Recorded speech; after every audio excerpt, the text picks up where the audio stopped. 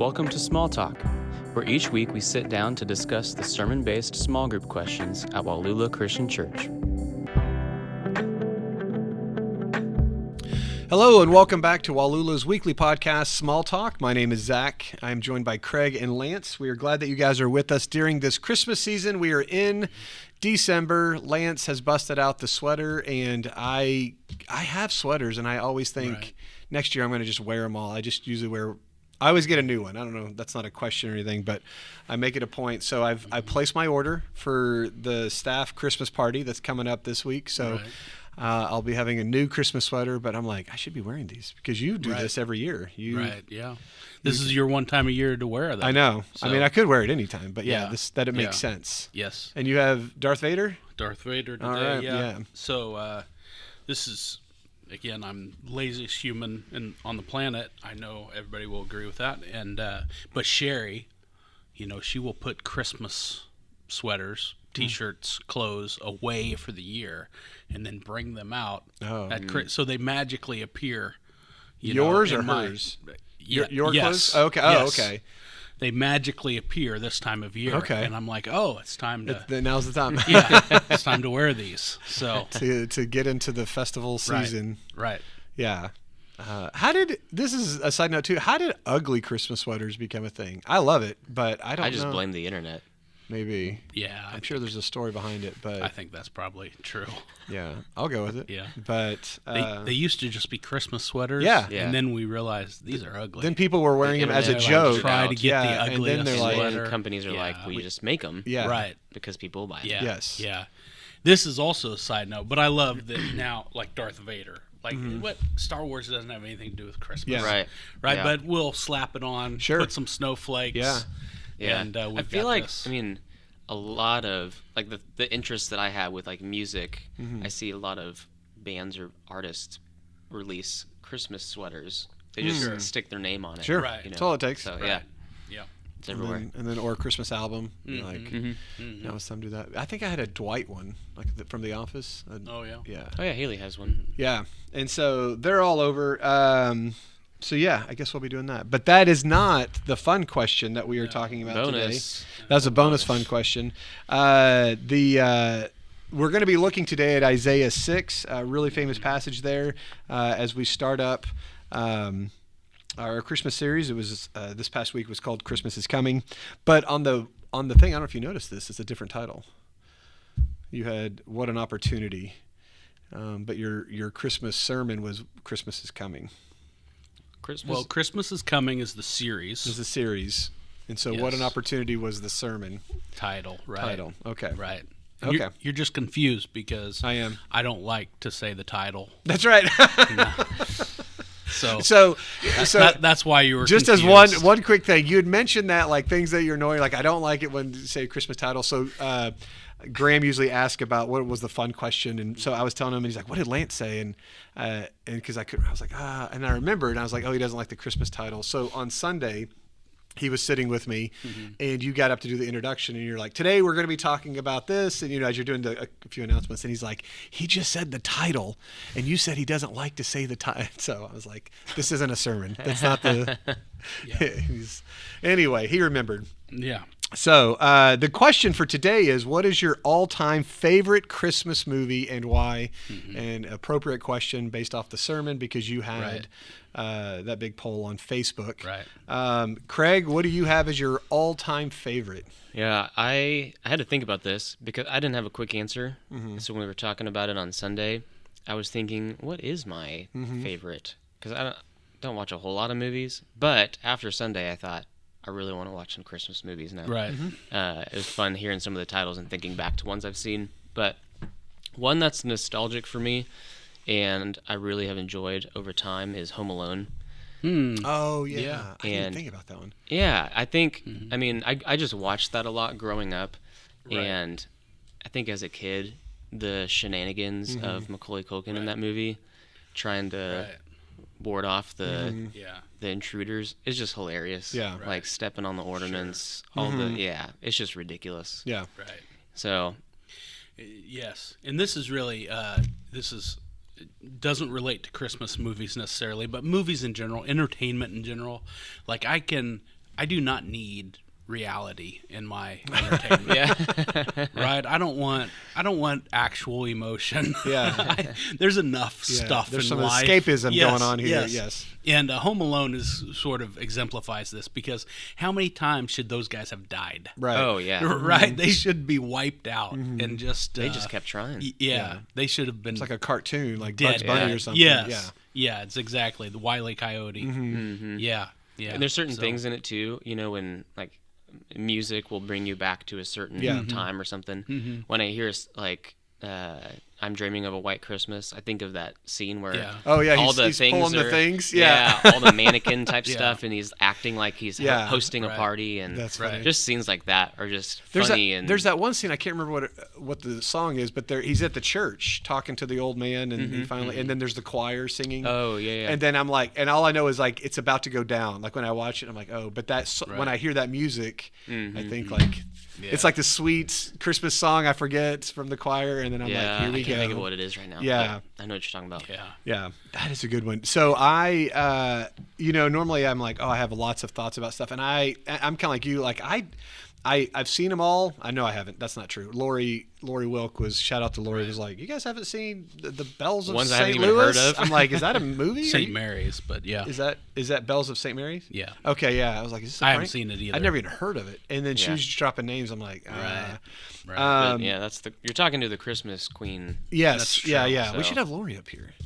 So, Mm. but I just realized. Oh, here we go. Yeah. I don't have a strong opinion about whatever. The ones that stand out to me, Christmas Story is just always on. So I was like that. But honestly, I forgot about Home Alone, and I would probably put that number one, as you say it. Like, oh, that because Elf is really funny, but I'm just Right. like that. It's funny for my kids. I'm kind of like, it's okay. It is funny. I get it, but I think with you, like I am Macaulay Culkin's age. So when I was watching it, Right. yeah, I really That's true too. I didn't think about that. Yeah, Yeah. they were both old. Yeah. Just how we can relate. To Oh yeah, Macaulay I Culkin. remember watching it like at 10 or 11 years old, and in the movie theater, and not thinking anything like, oh, this is going to go down in history as Yeah. whatever. Is this guy's only movie? Yeah, but I remember a lot. I don't know, I don't know if this speaks to my parents or whatever, but just I joked about Gremlins, but I watched Gremlins a lot. Now, it was kind of spooky and also funny, and so not that that's the best one, but I remember being like that. I was just very familiar with that one. Also another one, I don't know if because it subverts expectations or whatever, but The Nightmare Before Christmas. Not to say like, oh, this is the best one, but with Tim Burton, that was kind of a fun, like, oh, that's different. Yeah. I've never seen that. It's actually I like it, and I haven't seen all of his stuff, but like that one is. It's kind of fun. There was one though on Netflix because they just come out with a movie every year about Right. something. Yeah. And there was an animated one called Claws. Oh, we watched that. That was good. surprisingly good. That was and a I good was, one. Yeah, and I think it won some awards and whatever. And so anyway, but they're all kind of like And there's a new. So right now in our house, we're rotating through a couple kids' Christmas movies, Sure. and the latest Grinch that's animated. I think it was 2019 Yeah, when yeah. it came out. that was pretty popular. My kids really like that one, so that's Yeah. been a good one. Yeah, I like the Jim Carrey one, and so yeah, I'm if you say one, I'm like, yeah, I like that one too. I mean, there hasn't been one that I'm like, this is no. Well, there probably has been, but the popular ones that were up there. I'm not a fan. We talked about this a little bit in the staff meetings, but of the National Lampoon's Christmas Vacation. It's fine. I'm sure when I was younger, I thought this was funny. Chevy Chase has not aged well for me, and so I'm just like. Like my He really hasn't aged well. no, he hasn't. Yeah, and then Grant, I was anybody. talking about this. Like Graham's like, I want to watch that, and I was like, like it's still not. No, it's a very much a PG-13 movie, and yeah, it's just like nah, I'm okay. So yeah, that's not an answer to any of it. I just listed movies. That was it. Right. Just sort of some that are like passable. I would probably say Home Alone or Right. yeah, probably Home Alone. Yeah. Yeah. I enjoyed most of the movies that made the list on our social media posts. That when I posed the question, there were some that I had never heard of, and some because I think some were like Hallmark movies or those kinds of things. And there's a ton of those. Yeah, and there are a few animated movies that wasn't familiar with, I think, and but I enjoyed most of them and would willingly sit down and watch most Christmas movies. I think Adam Dill combined them all into one sentence, sort of thing, or many of them, not all of them, of course. He said, "How about it's a wonderfully National Lampoon's Christmas story, you grinchy little elf." And so kind of strung all the movies together, right? Just a big marathon. Yeah, yeah, which is sort of what we're saying. I enjoy those. The one thing I would say about this, I was thinking, about Christmas movies and whatnot, and nostalgia. And one of the things we've lost in this streaming world is when I was a kid, Charlie Brown's Christmas story or whatever, Christmas movie, Peanuts Christmas, whatever it's called, would come on television one time. And I remember, Rudolph, the claymation, stop action, whatever they call that, Rudolph show. Just come on once. You have to be ready Frosty for it. the Snowman, those came on every year, and if you missed it, you missed it. And so there was sort of an event that occurred, to watch those and on television. Yeah. And sort of a shared experience because, of course, your world was smaller as a kid, but everybody in your class was watching that, at the same time, and sort of idea. And so we kind of lose that in our streaming world. Because now Avett says, "I want to watch Frosty," and we go to YouTube. Yeah. And the whole thing's there. Yep. Oh, is that right? Yeah. It's sort of sad a little bit because I think the Peanuts was bought by Apple, I think. Oh. And so You have to have a subscription? Charlie Brown's Christmas is only on Apple TV, on Max. I think. Yeah. Yeah, and so you have to, now everything. We used to, not only that, but like I remember with Peanuts, the watching it, but also Halloween, the Charlie Brown Halloween, the Great Pumpkin. Great Pumpkin. And then also there was Thanksgiving. Yeah, we watched that one. Yeah. And so Thanksgiving is a good one. yeah. And so I remember all three of those being like kind of a Yeah, I actually saw a social media post from a sports radio personality in Kansas City who is an atheist. This guy's an atheist. And he mentioned watching Charlie Brown's Christmas every Christmas and how you can't watch it now anymore. And I just thought, man, this guy needs to watch Charlie Brown's Christmas more often. Yeah. We need to get this man Charlie Brown's Christmas. Yeah. So, we can get a little Jesus into his life. Yeah. Yeah. That's funny. Yeah. There was something I was going to say to that too. Oh, I was going to say just that, when you think about all these movies, it's like, I don't have one, but I think during Christmas time, it's more of just you're watching a bunch of them. Like no one during Christmas time is like, this is the one movie I'm going to watch. It's just we watch them, leading up to, and that's kind of the experience of Christmas movies during this time. Yeah. But yeah, that was a fun question. I know you had a lot of responses on Facebook. Yeah. As we look at Isaiah chapter 6, really, really well known, amazing encounter with Isaiah, looking into the throne room of God, and we're looking at number 4 right now. It says, "What does it mean to be holy, and why do the seraphim say it 3 times? Holy, holy, holy is the Lord God Almighty, who was and is to come." I'm thinking Revelation. Holy, holy, holy is the Lord God Almighty. The whole earth is full of His glory. And so, Craig, what did you have for that? Okay, I did some research, and all I did was I typed in the word holy into Logos, and then I looked at all the definitions. The definition of it's like a. But since it don't talk about sermon research like it's easy. Craig. Well, don't make it sound. It's hard work. Anybody folks. can do this. Yeah, it's like a freshman sermon here. Yeah. So I looked at all these definitions and I wrote them down. So this is from a bunch of different like Bible dictionary, encyclopedia stuff. Right. Just cover our answers. That's all we need. Well, I'm just going to read these definitions and then you can take it from there. So then the rest of us less smart people can jump in. Go ahead. It's not that I'm smart. I just Well, these guys. I wasn't talking about these you, guys. Craig. Yeah, the authors or these people. I just don't know typed if it they're- into the. Just don't begin with blank. Webster's dictionary No. It's states. Not Webster. I actually didn't write down any of the sources, but all right, here we go. Separated for a purpose, removed from common use, qualitatively different or set apart from creation, singled out, consecrated, separate from evil, which I like that one. I've never really thought of it in that way. Yeah. Yeah. I always hear set apart, but separate from evil. I like Right. that. And then one of them just talked about all of these together, and that is God is the standard of holiness. And then the three times I've always whenever things are repeated in Scripture, that's important. Right. Like Jesus truly when he's about to say Right. something important. Yep. So the three is just adding an emphasis or a wholeness complete picture of the fact that God is holy. Zach just Well, we don't need to repeat that. I got it. crossed something Don't out. know what you're going to say, so yeah. But yeah, that's all I got. I just looked those up, and I think that Yeah. gives a really a deeper, but broad at the same time. Yeah. Like I said, the separate from evil gets a little bit different than Right. like set apart for a purpose, but it's all encompassing into a definition. Yeah. Yeah.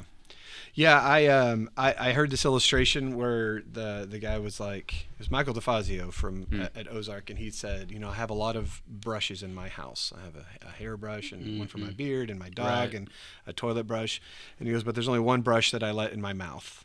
And he goes, it is holy. It is set apart. And if that brush touches any of the other things I mentioned, my toilets, my dog, my whatever, and he goes, I would throw it out and I will get a new holy toothbrush. And so I've always remembered that, but the idea of holy means to be set Right. apart. That's kind of the one I always land on when I'm talking to the students. And so we see other things in the Bible talking about being holy, like the seventh day of creation is holy. It's set apart. Yep. There was one, even the garments of the Israelite priests in Exodus, so they were holy and they were set apart. And so, yeah, the idea, and like you already said, when anything repeated, especially in the Jewish literature, it's just to emphasize. And so we don't do it quite that way. We would probably put it in all caps or, Extra exclamation marks. yeah, a lot of exclamation marks. Yeah. I'm trying to think of the emoji that you may use for it, but yeah, the idea that when we talk about God being holy and so being set apart from sin, from corruption, from impurity, that He is perfect in every way. So not only that He is practically perfect, but also His ideas and His ways are right and true and good, and so when we follow Him, we know that is the right and true and best way to live. And so it's more of even just a theological idea of recognizing God as holy. Because if we truly believe this, then our lives would reflect it more. Instead of, not to say we never question things in the Bible, but once we land on this is what we believe the Bible says, then we know this is the way we should be going. Right. Because God is holy. Yeah. Yeah. When I think of God's holiness, one of the things I just, and I'm not sure this is fair or not, but I just think of how big God is, and that, you look through this passage in chapter 6 and a couple things about God stand out that I'm not sure if we really talked about Sunday. We did in a roundabout way, I suppose, but there's this contrast between God and King Uzziah, right? King Uzziah is dead and God is alive.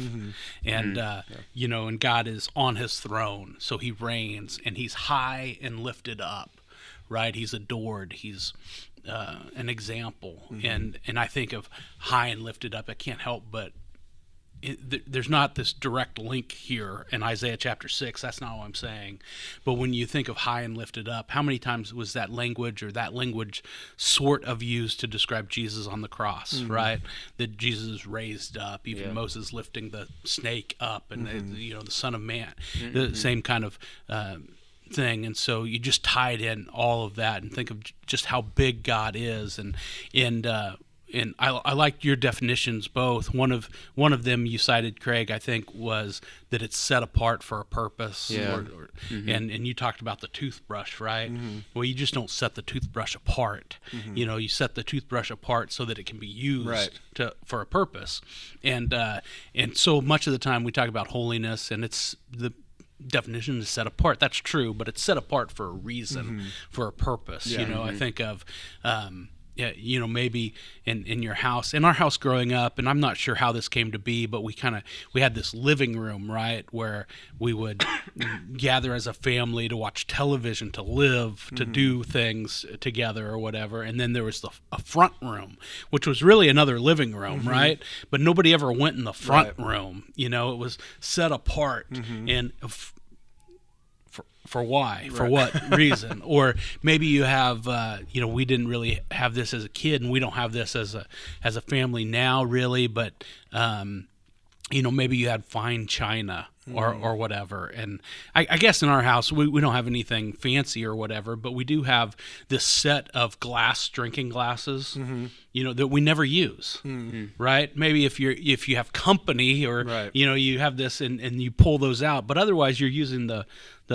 plastic cups, you know, and so, but you have this fine china or whatever, or this special set of silverware, or these special trays that you hardly ever, you know, for a party or whatever, but you hardly ever utilize. You know, they're set apart for the special occasion that never seems to come. And holiness to me is, you know, it's set apart for a purpose. We're set apart not to sit idle, but set apart for a purpose. So God's holiness, especially when we say yes to him, this is bleeding into the next question. But when we say yes to him, then, you know, we're made right, we're made holy, and we are certainly set apart, but for a purpose, not to sit idle. Right. Yeah. Yeah. And like you picked up on it too. Our next question was verse 8, or question number 8, and it says, what is Isaiah's response to this call? And also, just as a side note, but how is this response similar to Mary's response to the angel in Luke chapter 1, when the angel said that you're going to be with child? Craig, what did you have? Yeah, this one I a while ago, I don't know, a year or so ago, when I was doing a reading plan and starting in Genesis, it caught my attention the different times that people said, "Here I am," in Scripture. Yeah. So I started to look it up, and I made a list one time. So I went back and found it in a Google Doc. But I thought, it's got to be significant because it's this repeated phrase. And so I went back and looked, and I wrote those down. So it's Moses in Exodus 3, chapter 4, the burning bush. Abraham in Genesis 22, and then later Jacob in Genesis 31. And then Isaiah was one of them. And then actually Ananias in Acts 9, when he's called to go, kind of like commission Paul into ministry, that sort of thing. But in all of those things, anytime that someone said, "Here I am," to God, it was this really big movement in how God was going to work through his people. And these big turning events. So then it's not word for word what we see Mary respond with, but it's the same attitude.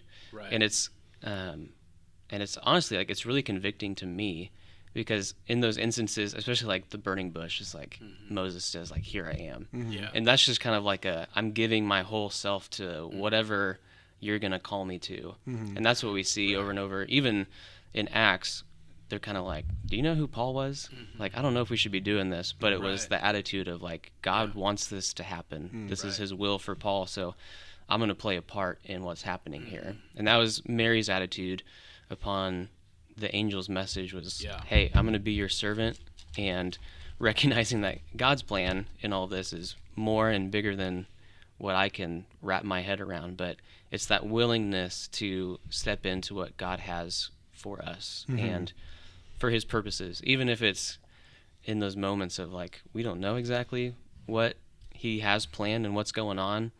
Like, we can look back on the stories of Scripture and see those stories taking place and the big shifts and the things that God did through it, which, like, some of this, like in our lives too, when we say "Here I am," it might be, you know, a small act to us, right? But in the ripple effect of God's kingdom, it has what a is much he going to do bigger, with that, right? Yeah, right. And that was just a reminder for me when we read this on Sunday, and then I really like that question, because I was thinking about that off and on a while ago. And I think also, like, thinking about that, when they said, here I am, they had no idea where they were going to end up. Yeah, right. But it was just taking that first step and then just having that same mindset of continuing to be used by God every step. It wasn't like, okay, well, now I'm going to go do all of these things. But just that willful obedience. Just the contrast. I was just thinking between, those encounters that you cited for us, and then Adam and Eve in the garden. Yeah. Right? I started to go there a little bit because I thought, what's the opposite of... You think... where are you? As you remember that story, don't you think, oh, here I am, God. But Adam never says that, right? He's hiding. Yeah. God has to find him. Yeah. And they heard the sound of the Lord God walking in the garden in the cool of the day, and the man and his wife hid themselves in the presence of the Lord God among the trees of the garden. But the Lord God called to the man and said, where are you? And he said, I heard the sound of you in the garden. I was afraid because I was naked and I hid myself.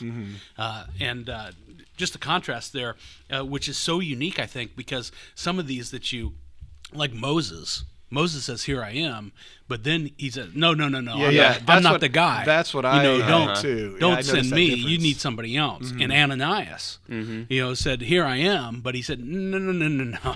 This guy is a killer. You don't want me to go meet with this guy. This isn't who you're after.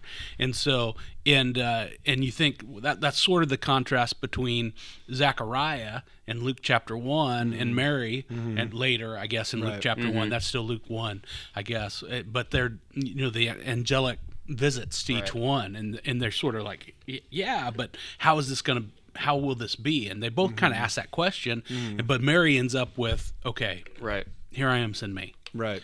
And so, that's awesome stuff. That's good stuff. And the difference there is, we get into Isaiah's response, and Isaiah's response is fueled by the fact that he sees a holy God, that he's confronted by a holy God, and he admits a sin. Adam wasn't there, right? He's hiding from God. He's covering up his sin. And Isaiah said, well, I'm a man of unclean lips. He confesses his sin to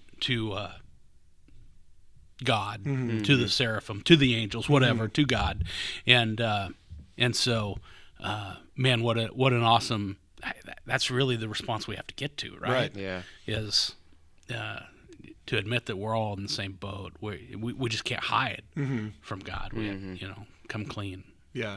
Well, it even kind of reminds me of, when it comes to Jesus, like between John 3 and John 4, and you have the comparison between Nicodemus and the Samaritan woman, and one is coming already with this lifestyle of like, I don't want to change, but I am interested. And then when pressed to be like, you have to be born again, versus the Samaritan woman who is just obedient, recognizes what's going on and immediately just follows Jesus and says, I want you to go and tell everyone. And so you kind of see the same thing as well. Like when confronted with God, you have to make that choice of obedience or not, and I was thinking along those lines too, because that passage that I did at Campus Christians Thursday, I think you referenced it last week, Mark 5, and the first healing that takes place in there with the demon legion and all of that. And after that happens, Jesus says, now go and tell your friends and family what happened. Right. He wanted to follow Jesus, and Jesus said no.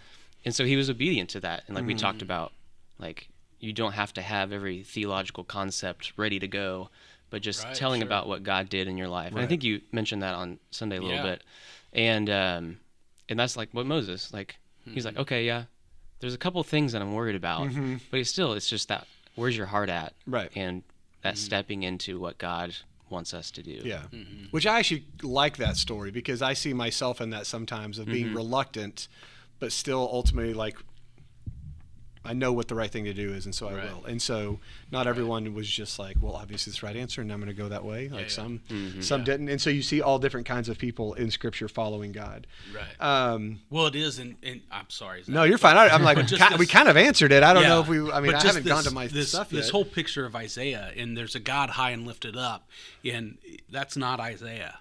Right. And Moses in this burning bush, and his reluctance. And sometimes I go back and forth between thinking I mean, what's wrong with Moses? Mm-hmm. You know, and really being encouraged by that story, like you say, Zach, because Moses isn't fully equipped. Mm-hmm. You know, he said, no, these are my shortcomings. This is where I'm inadequate. Right. And probably, I mean, we don't need to Dr. Phil Moses, but some of this was probably not true, right? I mean, he's suffering from a lack of confidence or just you know, and we all do this too. We just paint ourselves into a corner because he grew up in Pharaoh's household, which means it's all easy for him. Yeah, he had all access to all the best things, right? The best education, the best resources, the best everything. He was in a position of leadership in you know, the most powerful nation in the world,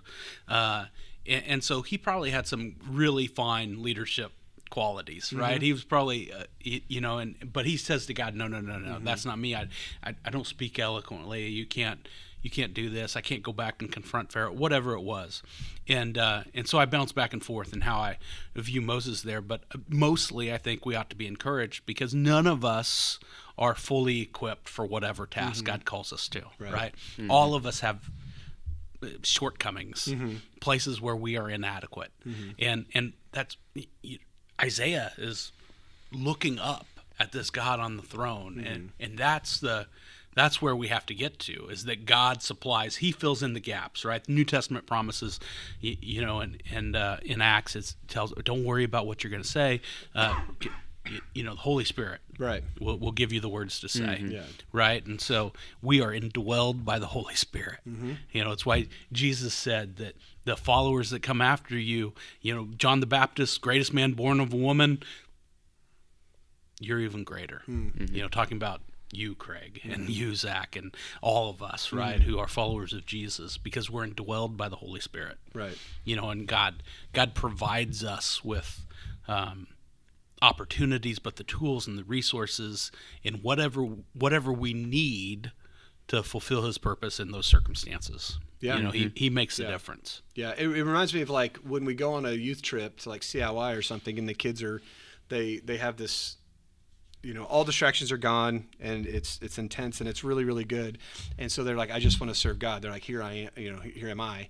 And then you get home and it's like, okay, you know, Moses said, here am I. And he's like, okay, cool. I want you to go do this. And he's like, oh, wait. Okay, hang on. I didn't realize exactly what you were going to ask. And so, you know, I see that in students' lives and really anyone, but like, they're like, I want to follow God no matter what. And then you get back home and it's like, okay, talk to your family, talk to your friend. You're like, oh, okay, hang on. This is, right. You know, so it's where the rubber meets the road. I just had a couple of things, not as good as that conversation, but I noticed that, you know, whenever we're confronted with God, one of the big ideas I got from it was that real encounters with God either demand or invoke a response. And so whether it's Isaiah or Adam, you're going to be confronted with his holiness and glory, and then it will reveal in yourself like, oh, I'm not worthy to be here. And so you could either take a position of humility and say, acknowledge that I'm a man of unclean lips, or you could run and hide and just be like, distance yourself from God and the conviction that, you know, comes with that. But either way, you can't escape encountering God without feeling some sort of conviction on what your next step is. You know, I should be doing this more or whatever. And so ultimately I'm thankful for Isaiah's example of here I am, send me. I think there's a few other things. Let's see. Oh, one cool quote I saw was, it says, to be used by God, his power must be felt in the person's own conscience. And so when you are confronted, it reveals in yourself, like, and I still get this way, like even when things are going well and, you know, it could be a certain word that you say in your sermon or in worship or in my own quiet time. And it's constantly chipping away in a good way of like, man, it's drawing me more to be more like Jesus. And so that's why I love just sort of the laid out story here of Isaiah of this is what it looks like and just being willing to do whatever. Right. And did you have anything else? Well, I just think that Isaiah's response is so awesome because he's willing to to go and do whatever, like you said. And I would just say, do you guys know Fred Craddock? Does that name? You know Fred Famous Craddock? preacher. Yeah. He's a preacher, Bible college professor from Johnson Bible College. I think he taught several places or whatever. And if you're not familiar, you ought to look up for. I've just really kind of been turned on to Fred Craddock recently, and should have known All of him. our preaching professors talked about him a lot, and we listened to a couple of his sermons. Right. Yes. You've probably been influenced by some of the things he taught and poured into the preaching community, whether you realize it or not, especially with narrative preaching and kind of inductive preaching, those kinds of ideas. That's all for free and doesn't matter. But Fred Craddock felt called into ministry, but he felt totally inadequate. He thought, he described his voice as a weak voice that wouldn't fill the room, and sort of that, nobody would listen to him, and that sort of thing. And but he eventually gives in, and he goes to Bible college, and he just tries to figure it out. And his mom tells him the story that when he was a little boy, he had whooping cough. Craig, I don't know if you have the whooping cough or not, or you don't think so, but whatever, you've been coughing maybe. Craig's on the rebound right now for those that don't know. But he had whooping cough, which I'm not even sure what that is, but evidently you cough a lot. And I think this is kind of I'm not sure we get whooping cough anymore, or we're vaccinated, whatever. It's kind of an old-timey disease. Right. I'm no doctor, never played one on TV, but anyway, he had whooping cough, and his mom just got to a point where he was so sick that she really thought her little boy was going to die. An infant, toddler kind of age kid. She thought he was going to die, and she didn't know what to do. And she said she left him in his room because he was just coughing and coughing and coughing, and there was nothing she could do to ease that. And it was just to the point where she couldn't take it anymore. She just assumed that her little boy was going to die, and she goes out to the barn to get away from hearing the cough, and she prays, and she said, God, it's one of those prayers, right? In the foxhole kind of prayers. And, if you rescue my little boy, I'm dedicating him to your service. And she never told Craddock this. And so he grows up, and he's, feels called into ministry, is reluctant to do that, goes to Bible college, doesn't really, is still not convinced that he can do that. And finally one day his mom tells him this story, and he's like, oh, maybe I can, right? Maybe I'm supposed to do this, really. Maybe that call I sensed on my life is real. And I would just say to folks that if you feel called by God to do something, right? I mean, check that against Scripture, right? I'm not telling you whatever, but if it's in line with God's Word, you feel called by God to do something, maybe you really are, right? Right.